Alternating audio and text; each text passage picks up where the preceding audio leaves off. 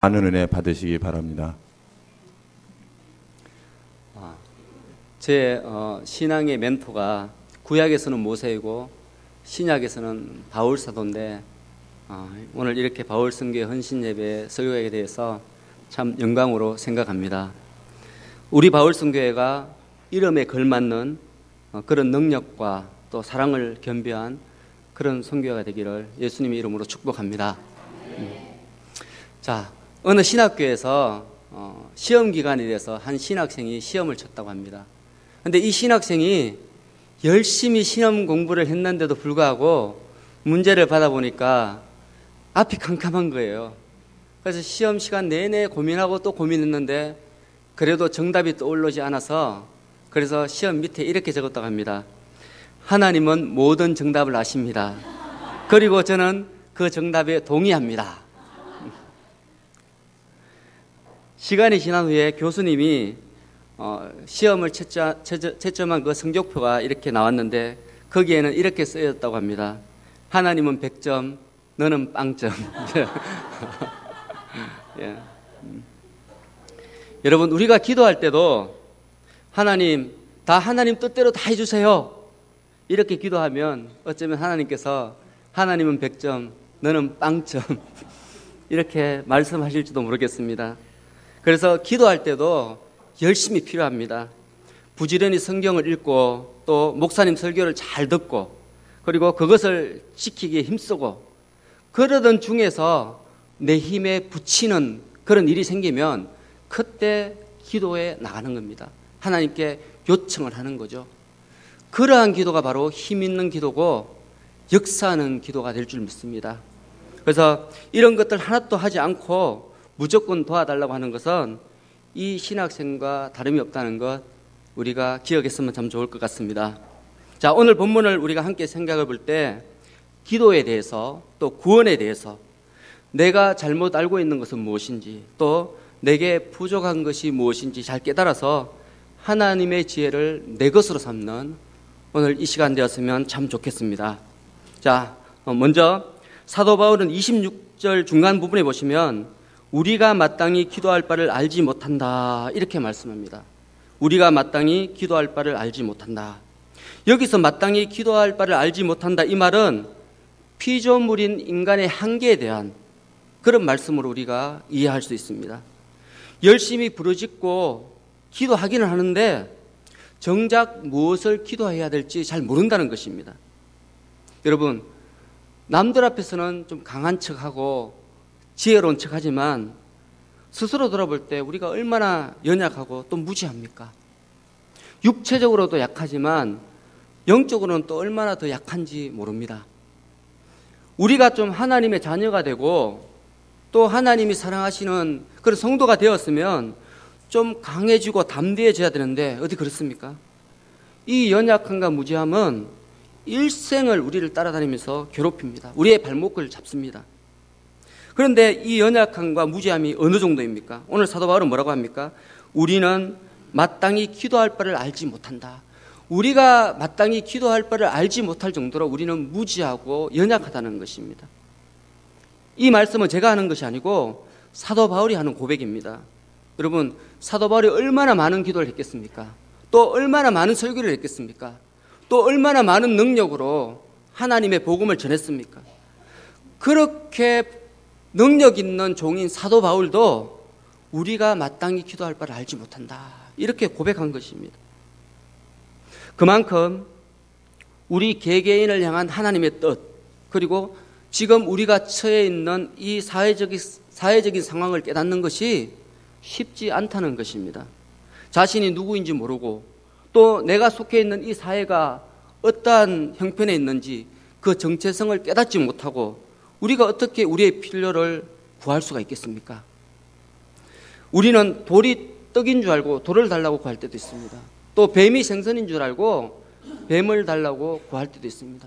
실제로 여러분 우리 기도 생활을 돌아보면 이런 일들이 얼마나 많은지 모릅니다. 제가 1997년도에 직장 생활을 잘 하다가 정말 매력 있는 어떤 사업을 발견하고 가감하게 직장을 내려놓고요 사업을 시작했습니다.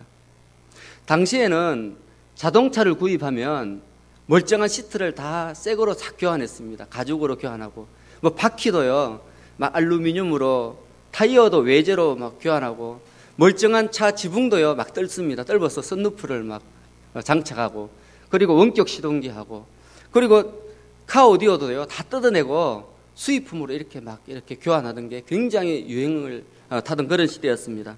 심지어는요, 핸들까지 레이싱용 핸들로 이렇게 우드로 된 핸들로 많이 바꿨습니다.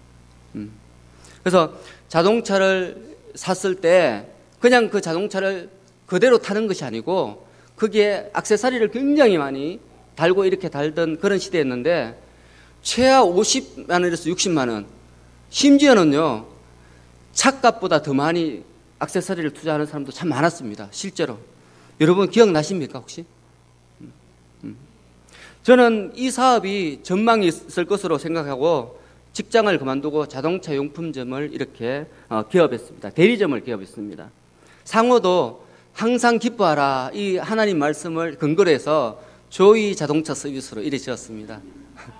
우리 매장에서 일어나는 이 수입을 가지고 가난하고 연약한 사람들을 기쁘게 해줘야 되겠다. 뭐 제 야심은 그랬습니다. 내가 돈을 많이 벌어서 가난한 사람도 돕고 예수님 영광을 위해서 써야 되겠다, 이런 마음을 갖고 조이 자동차 서비스 이렇게 상호를 만들고 사업을 시작했는데, 정말 기도 많이 했습니다. 준비 많이 했습니다. 제가 뭐 썬루프를 단다든지 카오디오 이런 건 굉장히 어렵습니다. 이 기술을 배우기 위해서 제가 부산까지 뭐 전국 방방곡곡 잘한다는 사람 다 찾아다니면서 음료수 사드리면서 또 수업료 무지하게 많이 내면서 제가 다 배웠습니다. 그리고 잘한다는 기술자들 모아서 그렇게 오픈을 했습니다. 그런데 얼마 가지 못해서 꿈에도 생각하지 못한 사건을 맞이합니다. 여러분, 1997년 하면 뭐 떠오르는 거 없습니까? 예, IMF를 맞은 것입니다. IMF가 오니까 경기가 나빠지고 자동차 용품 업계는 직격탄을 맞았습니다. 그렇지 않습니까? 사치품이니까. 그래서 본사가 부도나고 저 또한 곧바로 위기를 맞이하게 되었습니다. 정말 기도 많이 하고 정말 이렇게 매장을 시작했는데 위기를 맞은 것입니다. 기도를 정말 많이 했는데 제 친구들도 기도 많이 해주고 우리 근사님들도 기도 많이 해주셨어요. 아, 너무 잘한다고, 좋다고. 근데 IMF 직전에 사업을 시작했던 것입니다. 몇 달 전에 시작했습니다. 그래서 우리가 기도가 어려운 것입니다. 저는 그때 확신했거든요. 하나님, 동기도 분명하고 하나님 영광을 위해서 시작했으니까 기도도 많이 하고 노력도 많이 하고, 그런데 위기에 빠졌던 겁니다. 그리고 여러분, 마태복음 20장에 보시면 야고보와 요한이 그의 어머니 살로메를 모시고 예수님 앞에 옵니다. 그때 예수님이 묻습니다. 너희가 무엇을 원하느냐? 그때 살로메는 뭐라고 합니까? 나의 이 두 아들을 주의 나라에, 하나는 주의 우편에, 하나는 주의 좌편에 앉게 해주십시오, 이렇게 요청합니다. 그때 예수님이 뭐라고 말씀하시죠? 너희 구하는 것을 너희가 알지 못한다. 너희 구하는 것을 너희가 알지 못한다. 오늘 본문 말씀과 똑같습니다. 그죠? 그들은 사도였음에도 불구하고 마땅히 빌 바를 알지 못했어요. 자, 오늘 본문을 기록한 사도 바울도 예외가 아닙니다. 사도 바울은 자신이 교만할까 봐 하나님께서 육체의 가시를 주셨는데 그것이 하나님께서 주신 가시인지 모르고, 하나님이 자기를 사랑해서 주신 가시인지 모르고 그것을 제거해달라고 몇 번 기도했습니까? 3번. 뭐 3번만 했겠습니까? 3번 했다는 말은 그만큼 많이 했다는 거, 완전 숫자니까 그만큼 간절하게 기도했다는 뜻 아니겠습니까? 자, 그때 하나님께서 뭐라고 응답했습니까? 네 은혜가 내게 족하다. 제가 지난 설교회 때도 이렇게 말씀드렸던 그 내용입니다. 사도 바울같이 영적인 사람도 마땅히 빌 바를 알지 못했던 것입니다. 그래서 사도 바울은 오늘 본문에 보시면 우리의 연약함을 도우시나니 우리는 마땅히 기도할 바를 알지 못하나 라고 하면서 우리라는 대명사를 사용하고 있습니다. 자기 자신도 포함된다는 것입니다. 그렇습니다. 우리는 마땅히 빌 바를 알지 못할 정도로 무지합니다. 우리는 무조건 건강하면 좋은 줄 알지 않습니까? 근데 건강하기 때문에 범죄하는 사람이 얼마나 많습니까? 우리는 돈이 많으면 다 좋은 줄 압니다. 실제로 돈이 많으면 좋죠. 근데 돈이 많아서 악한 지경에 빠지는 사람도 무지하게 많습니다. 그렇지 않습니까? 그렇기 때문에 우리에게 도움이 필요합니다. 그런데 사도 바울은 이 도움을 받아야 되는데 이 도움을 누구에게 받아야 된다고 말씀하고 있습니까? 오늘 본문에서 뭐라고 말씀하시죠? 자, 26절에 보시면 성령도 우리의 연약함을 도우시나니 이렇게 말합니다. 우리가 기도할 바를 알지 못하지만 걱정할 것이 없는데 그 이유는 성령께서 우리의 이러한 연약함을 다 아시고 도우시기 때문이라는 것입니다. 그런데 여기 도운다라는 단어가 아주 헬라어 원문에는 아주 재미있는 단어를 사용하고 있습니다. 우리 번역본에는, 우리 성경에는 연약함을 도우시나니 그냥 돕는다 이렇게 표현되어 있는데, 이 성경을 쓸 때 사도 바울은 하나님께서 우리를 성령께서 도우시는 이 도움이 얼마나 신묘막측한지 그 당시 사용되어지는 단어로는 표현할 길이 없었습니다. 그래서 사도 바울은 세 가지 단어를 묶어서 하나의 단어를 만들어냅니다. 새로운 신조어입니다. 성령이 우리를 도우시는 도우심이라는 단어인데요. 그 단어가 어떤 단어인가 하면 순 안티 람보 노마이라는 단어입니다. 순 안티 람보 노마이. 그래서 이 세 가지 단어인데, 순은 무슨 뜻인가 하면 다정하게 내 곁에 계신다는 뜻이에요. 안티는 내 손이 미치지 못하는 곳, 또는 건너편에서, 강 건너편에서 내가 어떻게 할 수 없는 그런 곳에서, 또 람보 노마이라는 뜻은 무슨 말인가 하면 번쩍 들어서 옮겨주신다 이런 뜻입니다. 자, 해석하자면 성령께서는 늘 내 곁에 다정하게 계시다가 내가 감당할 수 없는 일이 나타나면 혜성처럼 나타나셔서 그 문제를 번쩍 들어서 옮겨주신다는 겁니다. 여러분 어릴 때 혹시 뽀빠이라는 만화 영화 아시죠? 저도 어릴 때 굉장히 많이 봤는데, 뽀빠이 하면 생각나는 사람이 있죠. 그 연인이 누구죠? 올리버죠. 근데 올리버가 맨날 하는 소리가 있어요. 뭐예요? 뽀빠이 도와주세요. 그죠? 뽀빠이 도와주세요. 그러면 뽀빠이가 어떻게 합니까? 혜성처럼 뻗쩍 어디 있든지 간에 그 소리를 듣고 달려오지 않습니까? 오늘 이 성령께서 우리를 도와주시는 이 도우심이 바로 이 뽀빠이와 같은 도우심이라는 겁니다. 얼마나 듬직합니까? 올리브에게는 뽀빠이가 있기 때문에 브루투스가 아무리 자기를 괴롭혀도 걱정할 것이 없었습니다. 우리도 마찬가지입니다. 뽀빠이보다 더 참으로 우리를 더 사랑하는, 더 위하시는 성령께서 우리를 지키고 보호하시기 때문에 우리는 염려할 것이 없다는 것입니다. 그런데 이러한 성령께서 다음 구절에서 뭐라고 말씀하십니까? 다음 구절에 보면 말할 수 없는 탄식으로 우리를 위하여 친히 간구하신다 이렇게 말합니다. 자, 여기서 탄식이란 말은 깊은 한숨을 쉰다 이런 뜻입니다. 깊은 한숨을 쉰다. 자, 우리가요 인생을 잘못 살고 있는 사람들을 볼 때 그 사람을 보면 안타까워서 아이고 이렇게 한숨 쉬지 않습니까? 그리고 어떻게 합니까? 아이고 나는 기독교인이니까 아이고 저 사람을 위해서 내가 뭘 해야 되지? 내가 뭘 도와줘야 되지? 이렇게 생각하지 않습니까? 바로 그것이 탄식입니다. 그러니까 마땅히 기도할 줄 알지 못하는 우리를 위해서 성령께서 그러한 마음으로 우리를 위해서 친히 간구해 주신다는 것입니다. 그런데 여기서 간구라는 말도요, 헬라 원어에는 세 가지 뜻이 있습니다. 첫 번째는 탄원한다, 두 번째는 중재한다, 세 번째는 개입한다. 이 세 가지 뜻이 있습니다.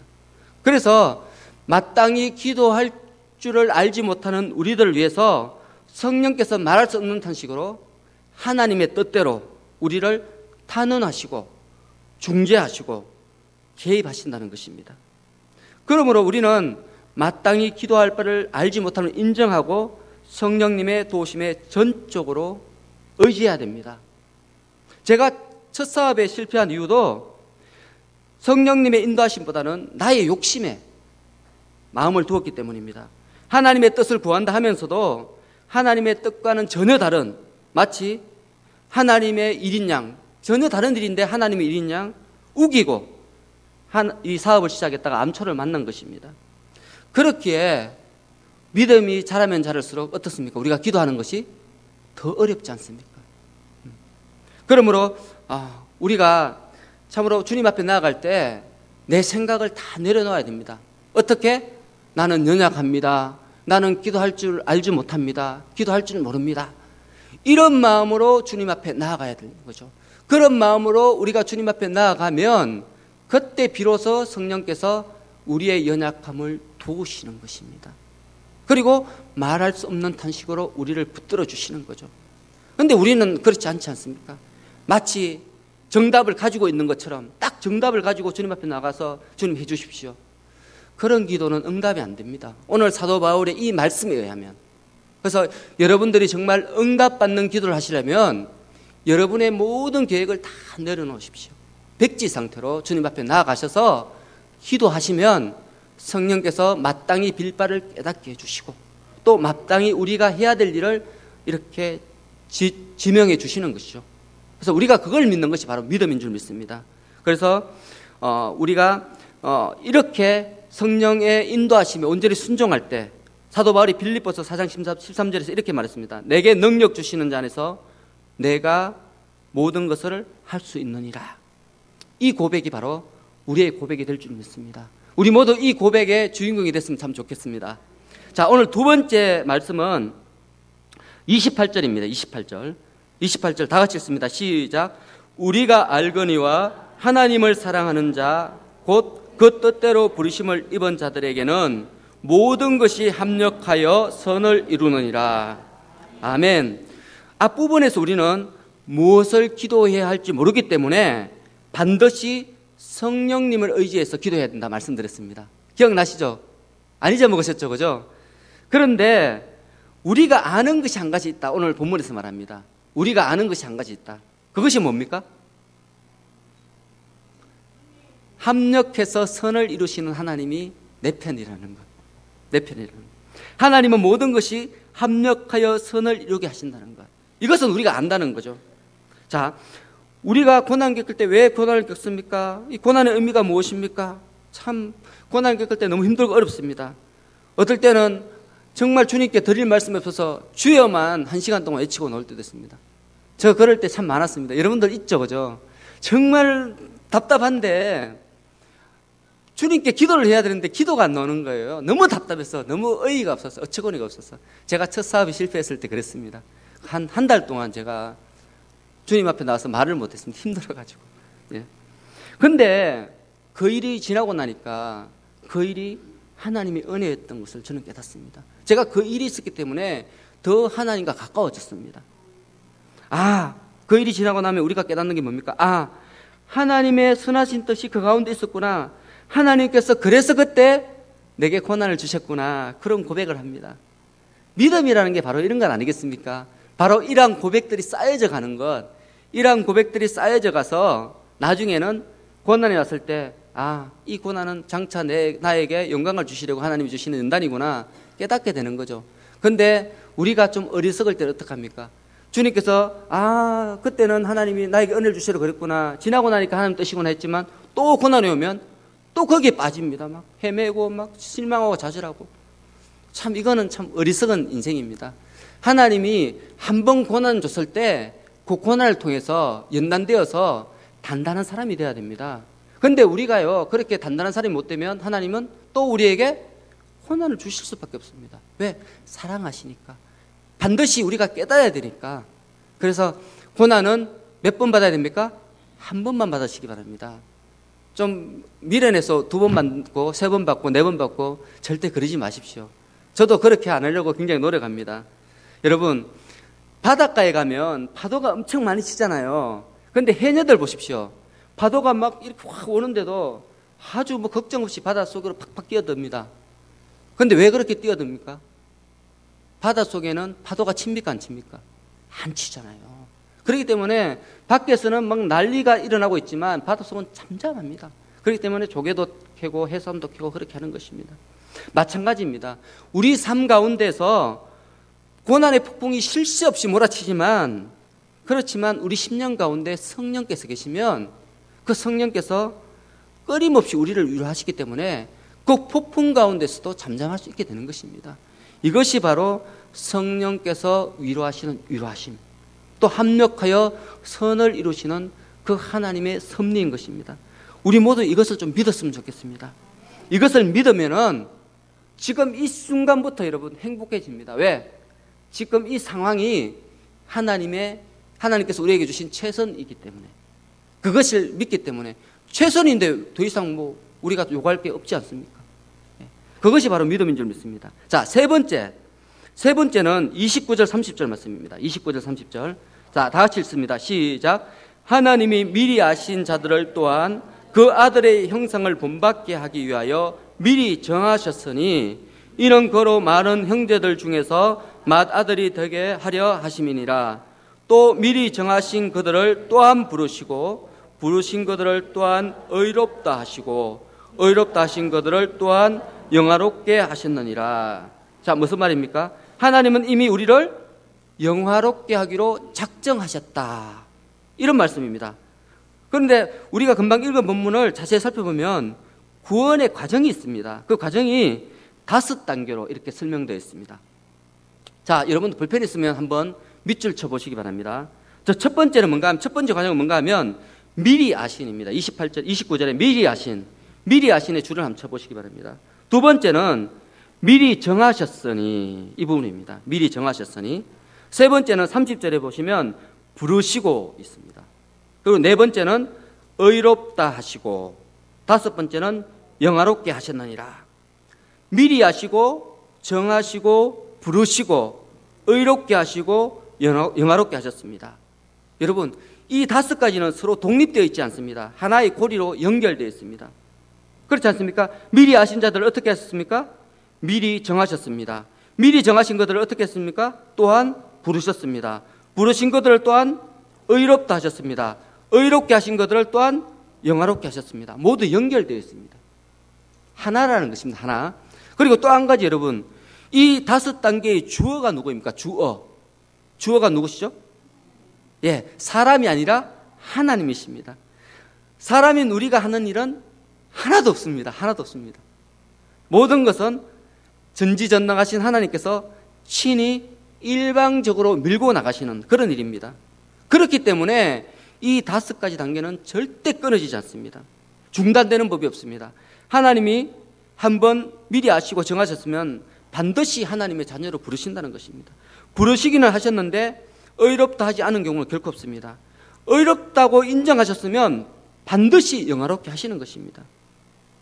그래서 이 5단계를 더 골든 체인이라고 말합니다. 황금 사슬, 황금과 같은 그런 사슬이라 이렇게 이야기합니다. 여러분, 생각해 보시기 바랍니다. 만일 우리가 구원받는 이 구원이 우리가 하는 행동에 따라서 좌우된다면 얼마나 불안하겠습니까? 멀리 볼 것 없이 나 스스로 한번 생각해 보시기 바랍니다. 나는 얼마나 연약하고 변덕스럽습니까? 아침에 믿음이 다르고 오후에 또 믿음이 다릅니다. 믿음이 금방 뜨거워졌다가도 누가 한번 나에게 싫은 소리 하면 또 냉랭해집니다. 그렇지 않습니까?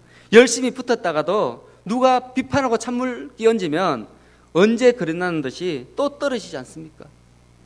그러니 만약에 우리의 구원이 우리 삶의 열매에 따라서 결정되어진다면 우리는 불안해서 견딜 수가 없을 것입니다. 그러나 우리는 불안에 떨 필요가 없습니다. 안심할 수 있습니다. 왜 그렇습니까? 구원의 모든 과정은 하나님께서 친히 주장하시고 일방적으로 밀고 가시기 때문입니다. 하나님의 절대 주권 하에서 이루어지기 때문입니다. 그저 우리는 그곳에 몸만 들이면 됩니다. 우리가 가난한 사람을 도와야 되잖아요. 내가 도우려니까 힘들고 어렵죠. 우리는 가난한 사람을 돕는 게 아니고요, 가난한 사람이 있는 곳에 가기만 하면 됩니다. 가면요, 그 사람을 돕는 것은 내가 돕는 게 아니고 내 안에 계신 성령께서 도울 수 있는 힘을 주시는 거예요. 우리가 전도하잖아요. 전도하는 것도요, 내 힘으로 어떻게 전도합니까? 그렇지만 우리가 할 수 있는 일이 있습니다. 순종하는 것. 전도하는 그곳에 갈 수는 있지 않습니까? 가 있으면 전도할 수 있는 능력은 하나님이 주시는 거죠. 우리가 하는 일은 전혀 없습니다. 우리가 하는 일은 그저 그곳에 가 있는 거예요. 그곳에 있는 거예요. 있으면 거기가 우리가 할 수 있는 최선입니다. 그 이유는 누가 하신다고요? 하나님께서 하신다는 거죠. 이게 바로 믿음입니다. 그런데요, 마지막으로 한 가지 더 살펴볼 것은 있는데, 그건 뭔가 하면, 하나님은 왜 우리에게 이처럼 큰 은혜를 베푸시는 걸까요? 하나님이 왜 이렇게 우리에게 은혜를 베푸시죠? 이유가 뭡니까?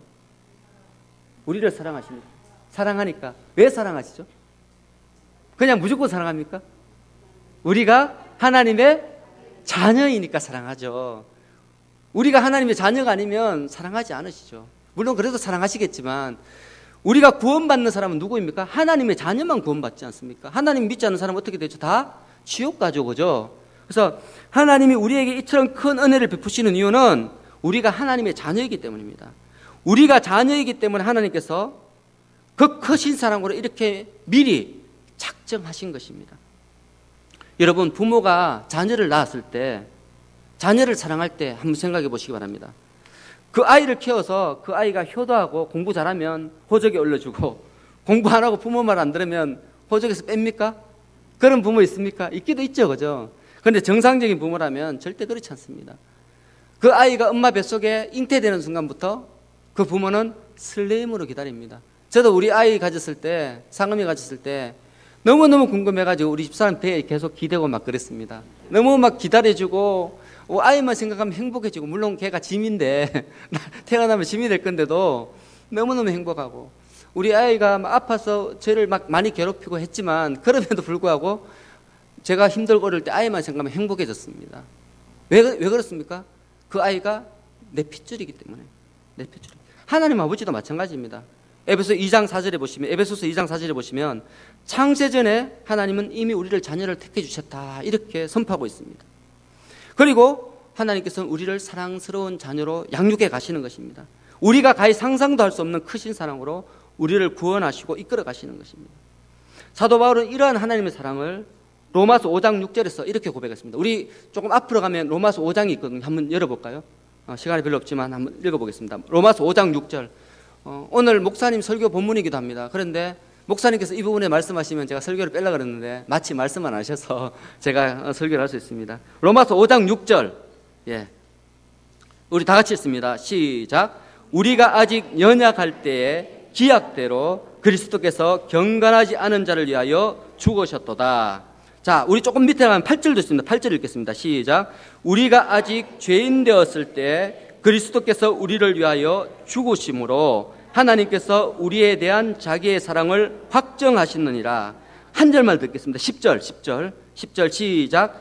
곧 우리가 원수 되었을 때 그의 아들의 죽으심으로 말미암아 하나님과 화목하게 되었은즉 화목하게 된 자로서는 또 그의 살아나심으로 말미암아 구원을 받을 것이니라. 자, 우리가 지금 3절 읽었는데 방금 읽은 본문에서 하나님은 우리를 언제 사랑하셨다고 기록되어 있습니까? 6절에 보시면 우리가 연약할 때 우리를 사랑하셨습니다. 또 우리가 경건하지 못할 때도 우리를 사랑하셨습니다. 8절에 보시면 우리가 죄인 되었을 때도 우리를 사랑하셨습니다. 심지어는 10절을 보시면 우리가 하나님과 원수 되었을 때 이미 우리를 사랑하셨습니다.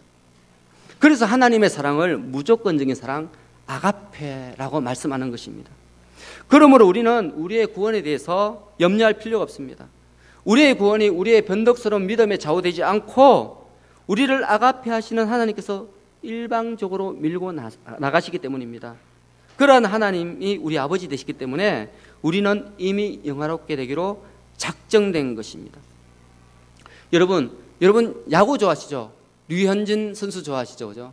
우리 박 전사님도 굉장히 좋아하시는 것 같은데 이게 여러분들 경기 일정 다 깨고 있잖아요. 그런데 시간이 없을 때 재방송 보는데 우리가 실제 경기를 볼 때는 마음을 졸이면서 경기를 보지만 재방송 볼 때는 어떻습니까? 안타 한두 개 맞아도 뭐 걱정 안 하죠. 왜? 류현진이가 나중에 역전할 거니까 느긋한 마음으로 볼 수 있습니다. 또 우리가 얼마 전에 TV에서요 정도전 사극했지 않습니까? 우리 하장로님께서 너무 좋아하셔서 저한테 계속 설명하셔서 저도 이렇게 정도전을 봤습니다. 하장로님하고 좀 맞춰보려고. 근데 거기 보면 정도전이가 이방원이를 계속 죽이려고 그래요.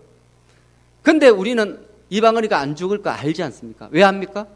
이방원이가 나중에 태종이 되니까. 그 결과를 알고 있으니까 아무리 정도전이가 이방원이를 죽이려고 무슨 계략을 꾸며도 절대 안 죽습니다. 이방원은 죽을 수가 없죠. 불가능하죠.